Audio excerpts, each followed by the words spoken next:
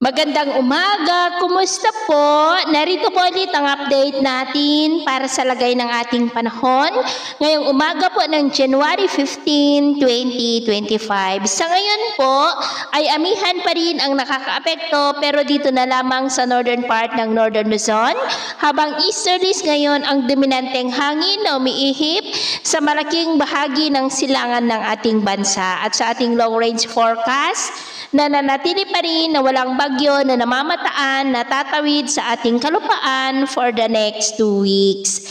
At sa lagay po ng ating panahon, ngayong madaling araw ay maayos ang panahon sa malaking bahagi ng bansa, pero may tsansa pa rin ng mga isolated rains sa ilang bahagi ng Cagayan, Isabela, Nueva Vizcaya, Quirino, Aurora, Quezon, Catanduanes, Aklan, Eastern Samar, Leyte, Bohol, Cebu, Caraga, Davao Oriental, Zamboanga at Sulu Archipelago. At mamaya po ay sisikat pa rin ang araw sa malaking bahagi ng ating bansa pero may tsansa pa rin ng cloudy skies with isolated rains sa silangan ng Cagayan Valley, lalo na sa may Isabela, Quezon, Catanduanes, Eastern Samar, Leyte, Bohol, Cebu, Northern Negros, Aklan, Caraga, Davao Oriental at Sulu Archipelago. At mamayang hapon, mas maraming lugar ulit ang makakaranas ng cloudy skies with isolated rains sa ilang bahagi ng ating bansa kaya mag-ingat pa rin po tayo sa posibleng banta pa rin ng mapagbaha